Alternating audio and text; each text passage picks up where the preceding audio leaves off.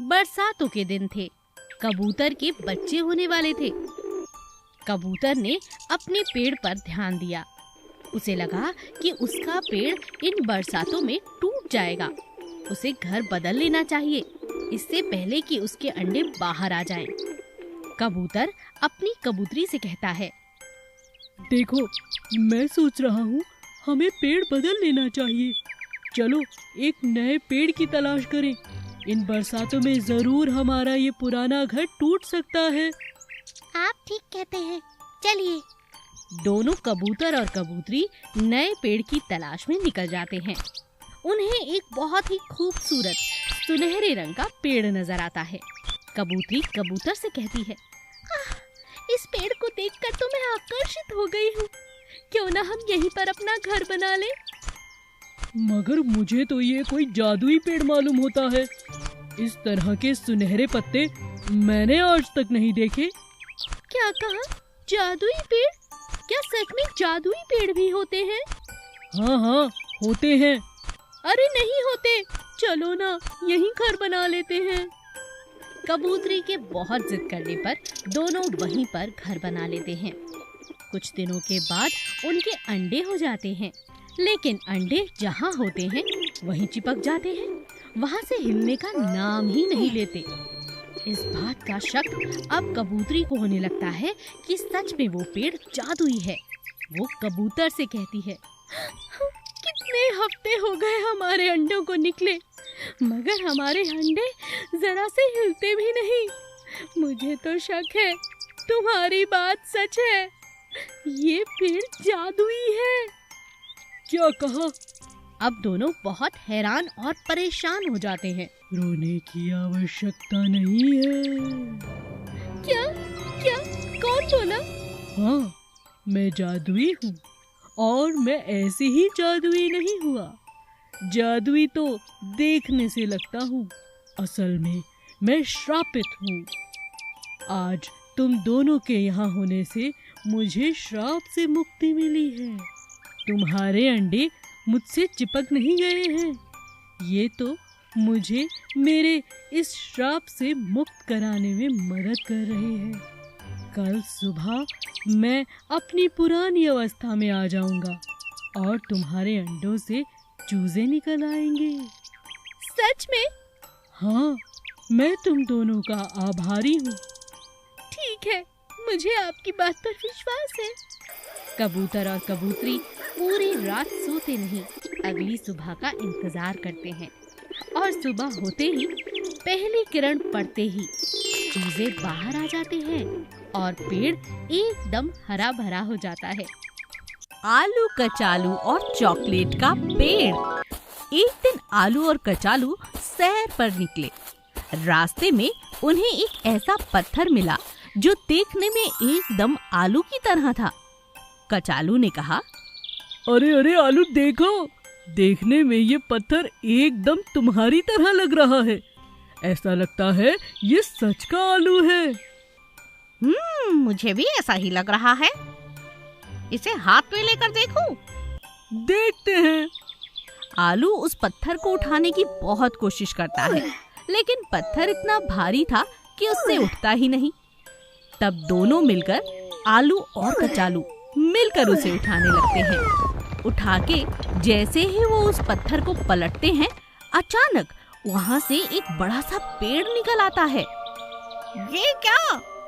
अरे ये तो पेड़ है। देखो देखो, इस पे चॉकलेट लगी हुई है। चॉकलेट?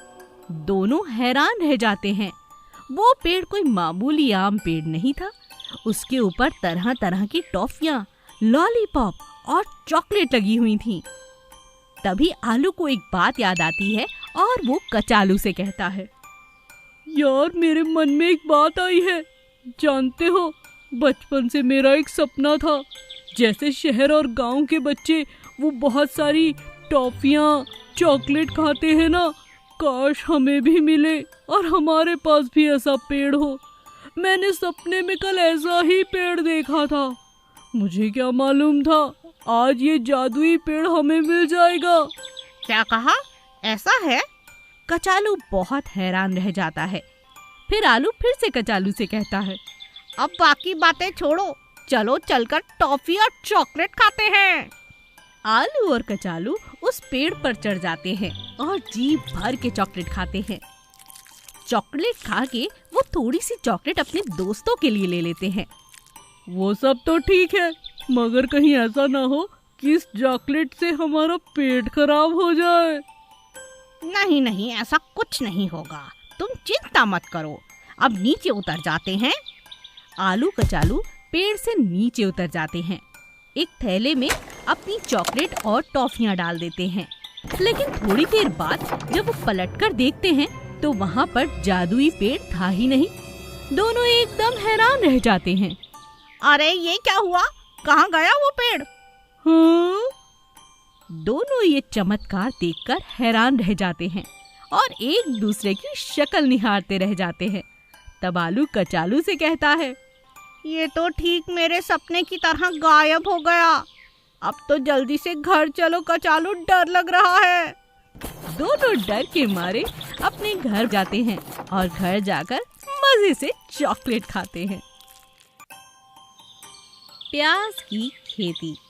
राघव हर साल अपने खेतों में सिर्फ और सिर्फ प्याज की खेती किया करता था। अक्सर वो इस बात का ध्यान रखता था कि बाजार में कौन सी सब्जी की बहुत ज़्यादा डिमांड है। अक्सर उसी सब्जी का वो खेती किया करता था। प्याज की हमेशा ही बाजार में अच्छी डिमांड रहती थी, इसीलिए वो ज़्यादातर प्याज ही बोता था। एक साल प्याज के दाम आसमान छूने लगे थे। राघव की पत्नी ने उससे कहा, अजी सुनते हो, बीज डालने का समय हो गया है। पूरे गांव ने बीज डाल भी दिए और आप अभी तक बाजार से बीज लेकर भी नहीं आए हो। बात क्या है? अरे तुम तो नाराज हो जाती हो। आज वहीं जाने का मेरा प्रोग्राम है।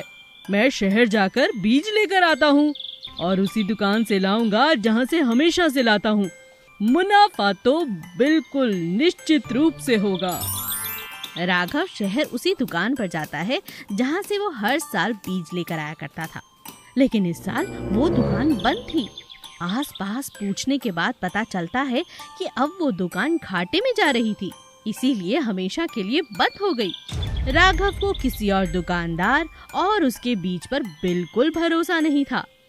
राघव खाली हाथ घर लौट आता है। उसकी पत्नी ये सारी बात सुनकर हैरान रह जाती है। ये आपने क्या किया? एक दुकान बंद हो गई तो क्या हुआ?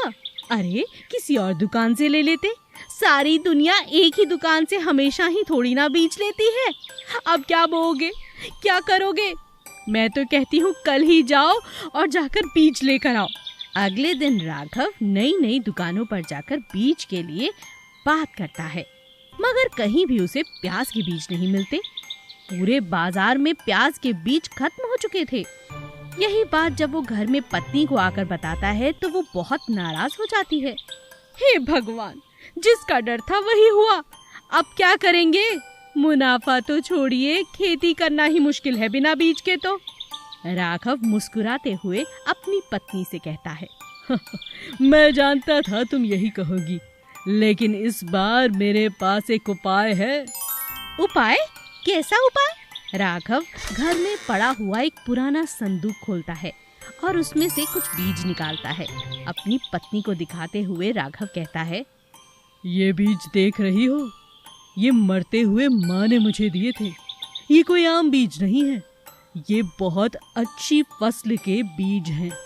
माँ ने कहा था, कभी किसी मौसम में अगर ऐसा हो कि बीज न मिले तो इन बीजों को खेतों में डालकर गुजारा कर लेना। माँ तो माँ होती है ना। देख, मेरे पास बीज हैं। इस बार तो फसल ऐसी होगी कि पूरे गांव के पास ऐसी प्याज न मिलेगी। हाँ, ये तो आपने सच में कमाल की बात कर दी। अगले ही दिन राघव अपनी पत्नी के साथ खेतों में बीज डाल देता है। खेतों में बीज डालने के बाद एक अजीब चीज होती है। एक एक प्याज का साइज इतना बड़ा होता है कि हर कोई दूर दूर से उसके खेत देखने आता है।